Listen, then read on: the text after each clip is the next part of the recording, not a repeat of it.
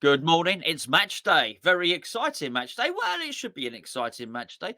We're through to the group stages, albeit the Europa Conference League. But I don't think that's a bad thing. I think this is probably going to suit our purposes. In fact, I would probably argue that with the squad that we've acquired, it would probably be more of a hindrance to keep all the players happy if we didn't have this as a competition. Because at least we know we've got a set number of guaranteed games where people like Flynn Downes, for instance, who the manager spoke of yesterday's press conference, can get a game or two under his belt. I'm assuming he's going to start with Flynn, particularly as there are apparently a few little niggles going on with Thomas Souček, which should sort of facilitate Flynn Downes starting. And also, as I understand it, Declan Rice will be playing in this game.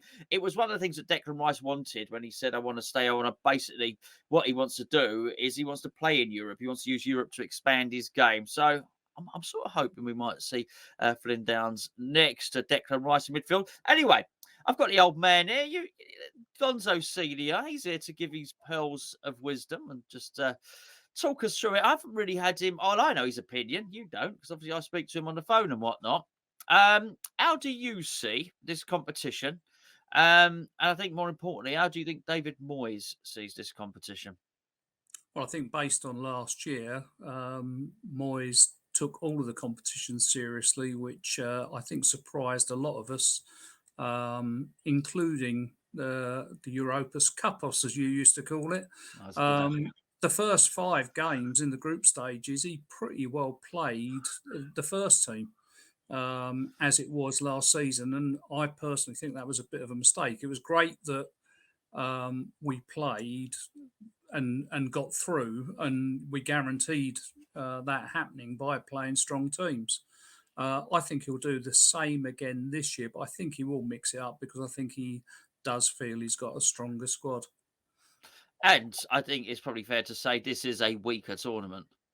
Oh, it's a weaker tournament, but I think again last year lots of people were thinking, oh, do we want to be bothered with the Europa League? And by the time we got to the last 16 and played those games against Sevilla, Lyon, and Frankfurt, I mean the London Stadium was absolutely hopping for all of those.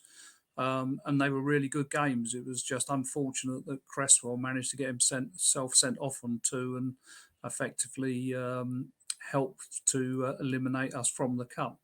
Again, if you look at other teams in other countries, I mean, Roma, was it Roma? Yeah, it was. Yeah, Roma won it. I mean, they are a top side in the Italian league. So other countries have always taken it seriously, and I think after last year, hopefully the Brits will be taking it a bit more seriously as well.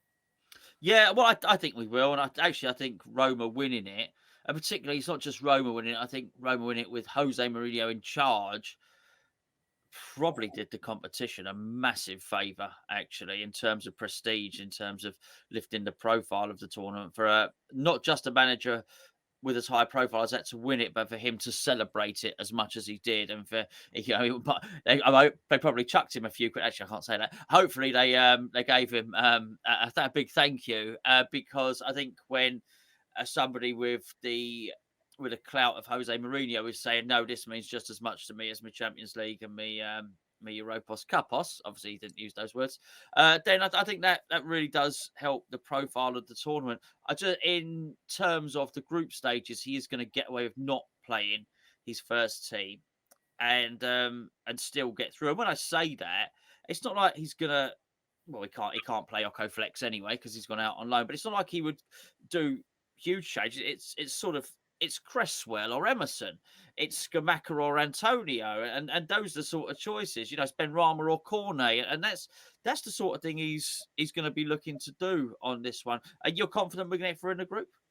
Oh, absolutely. And again, I think one of the things that we did sensibly last year was we went out to win the group, because if you don't win the group, you have to go into the round of 32, and that's an extra two fixtures that you just don't want.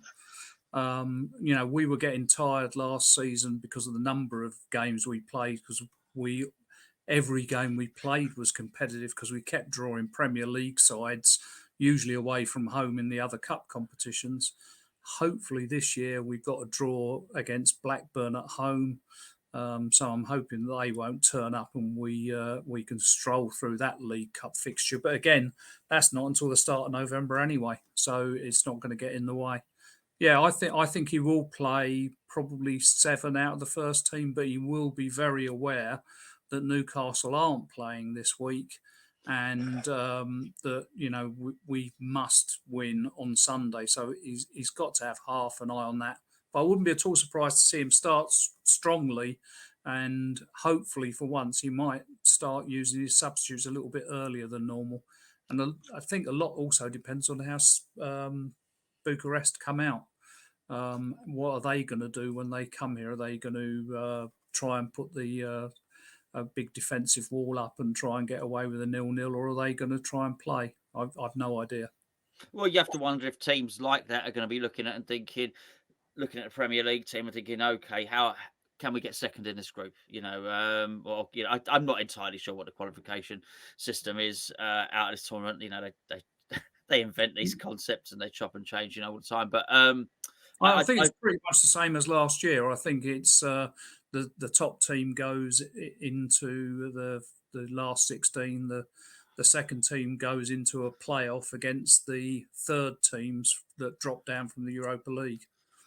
Well, I think, and that's a really useful thing. I thought that was useful for us to skip around last season, and just as you say, it just goes to show how important it is to win the group. And the substitutions is a really good point. If you like substitutions, and the reason I'm smiling is I've had to take this for the third time. If you like substitutions, then please do download the Spitch app, who are generously sponsoring this video. What's Spitch? Well, it is a fantasy football game. There you go. Nailed it. But it's the next generation of fantasy football game. What it allows you to do is cheat. I think it's cheating, basically. You want Harry Kane in your team? No problem. You want Haaland? No problem at all. Do you know what? You want Jesus in there? Have him as well. None of like these other rubbish where it says, oh, only 2 players from this team, 2 players from that team. We'll give you a budget of 100 million.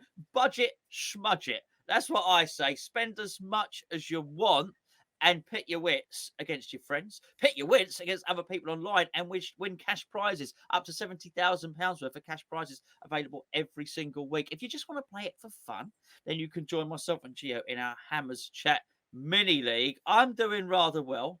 It has to be said. That being said, I think Gio knows his stuff. He's going to come back at me. But if you'd like to join us, we've had nearly 300 people join up to the Hammers Chat Mini League. So thank you to everybody that has joined up, has signed up. As I say, it's free to play. It's free to join. You can put stakes. You can bet on it if you want to. And for that reason, it is 18 and above. Go and check it out. Please use the link below. They know you've come from Hammers Chat, and it helps us enormously. Right, talking of substitutions, the substitutions, David Moyes needs to start making a lot more of these, doesn't he? It's something I've really noticed actually with a lot of the other clubs in the Premier League. They're really utilising this. And I've always felt with David Moyes, what he needed was players that he trusted on the bench, or players that he wanted to use on the bench. And certainly look at the bench now, has a far different look about it than before. Firstly, do you believe he'll utilise the bench more? And which I guess sort of also begs the question, do you believe he understood not just the value of making substitutions, but what he did wrong last season in terms of everyone being knackered? I think one of his problems is he's not nicknamed Dithering Dave for no reason. He dithers about substitutions. It was ridiculous on Saturday that when we went 2-1 down, that he didn't make immediate substitutions at that point and try and at least draw the game or not win the game. What was the point of bringing on substitutes at different times? At that point, you should have gone all for it to try and get the draw. And as it happens, we should have done and also nearly did get a goal and draw the game. Yeah, he's too conservative and he isn't reactive enough. I mean, that's a problem that hopefully at some point he'll get over. But I don't know. Is it because he doesn't have someone who's prompting him enough to make the substitutions? He keeps talking to Nevin, and I'm guessing he talks to Warburton as well. But maybe they don't have enough influence over him. I'm not sure. But Yeah, he definitely does need to use the 5 substitutions because he should be having an eye on Sunday. But again, go back to last year. The first 6 games we played in the London Stadium in the Europa Cup, we won all of them. So there's no reason to think we shouldn't do that again this year. and I want to get your view on a few players because we've not spoken on video this season. You think we can win the tournament? Yes. Okay, think we will win the tournament. I think there's a very good chance. You obviously you need a bit of luck. Um, Getting someone sent off early in the first Yeah, half of games doesn't help. But if he continues to play the sort of teams and formations he did last year in the Europa League, if he plays those in the European Conference League, there is definitely no reason why we can't win it. I mean, Paqueta um, in the game against Tottenham, every time he touched the ball, he just looks. He's one of these players who seems to have so much time on the ball. He seems to be totally aware of where other people are. He seems to be comfortable taking the ball in tight situations. I couldn't work out whether he's left footed or right footed. He yeah, seemed equally comfortable on both. And he's not scared to put his foot in, and he certainly won't be bullied off the ball either. So I really have got incredibly high hopes for him. And again, Scamacca's looked good when I've seen him. Cornet did well in his limited appearance against Chelsea, I thought, and Emerson has played better for us than I can remember him playing for Chelsea. I'm very hopeful. and Kara. Oh well, yeah, Kerr has been excellent so far. Considering that he seems to have been almost an accidental signing, he appears to be a real discovery. Yeah, absolutely. Have you been bothered? Well, not bothered. I know you're disappointed that we lose, but concerned about our form and the way we're playing in the league. I mean, the Chelsea result looks worse now. Sandwiched between everybody else seems to be able to beat them. They've sacked the manager, and we didn't. I didn't feel we really went for it. Well, again, that's Moyes' style, isn't it? He tries to contain the big teams and then sort of open up in the second half. Yeah, I'm disappointed, but I'm not reaching the depths of despair. We've made lots of chances in plenty of games, and the back four are still getting used to each other. I I do fundamentally think that it's time that he brought Areola in instead of Sure. Fabianski. I was so frustrated at the Tottenham game. The number of times Fabianski rushes out to the edge of the penalty area, and you think, "Hooray! He's going to release the ball early and set us going," and he just never ever does it. And Areola not only does that, but he's quite a good distributor with the ball at his feet as well. So I think that's key. So I'm guessing he'll play tomorrow, and I hope he has a good game and that he stays in on Sunday. Yeah, absolutely. I've often thought with Fabianski, you know what I think about his distribution anyway, but I've often thought if you were an opposition manager during your briefing, you would say, look, he is going to rush out and he's going to mimic like he's going to distribute the ball. That he won't. He Yeah, won't. Don't worry about it. He won't hold your position, keep your position, cut out what he perceives to be opportunities, and he just won't do it. He will not, And then what we'll do is we'll hoof it up the pitch, and we'll get the ball back in a minute. So yeah, I totally agree on that one. I think we've spoken about pretty much most of the signs. Well, maybe you haven't touched on Flynn Downes there. Obviously, there's no point speaking about a Gerd. I can't Want to see comment. him? I No, do you can't. want to see Oh him? You yeah, want to see him? I definitely want to see him. I mean, his stats last year in the championship were excellent. He did get booked a bit too often for my liking, but apart from that, he's supposed to be someone who's good on the ball. He probably plays safe passes rather than adventurous passes, but he doesn't give the ball away, and he apparently is quite good at breaking up attacks. So if he can be relied to sort of sit back a little bit, that hopefully will give Rice more license to maraud up the field and his partnership with Paqueta, I think, is already looking interesting. They seem to be on the same wavelength because I think they both are exceptional footballers.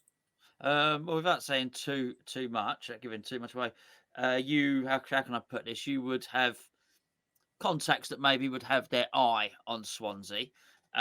Did you hear anything about Downes at all? Was anything ever said to you about him?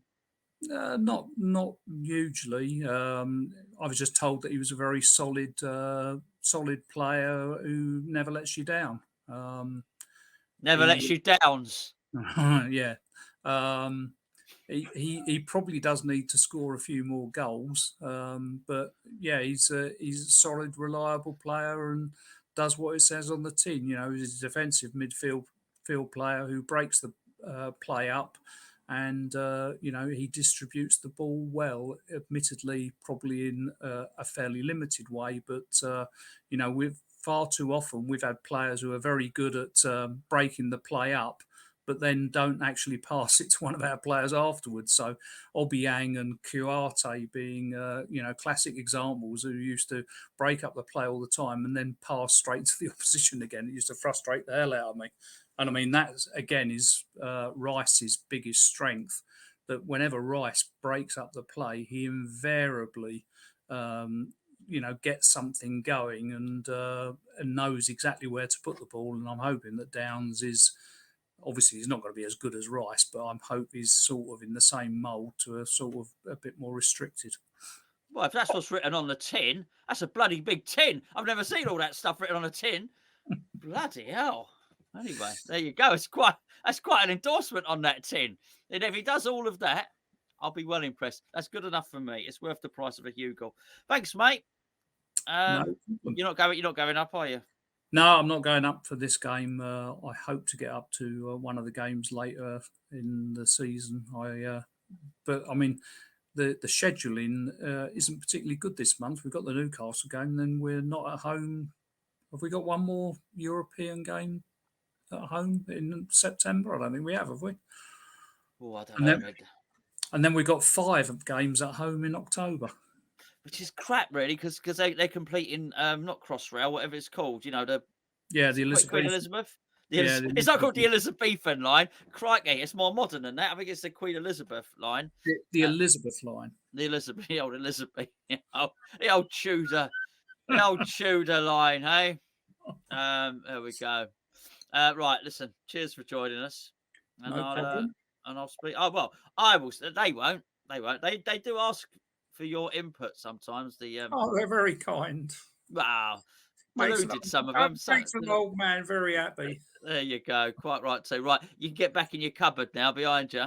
Mum probably insists upon it. Yeah, I'll get in there with Gordon the Gopher.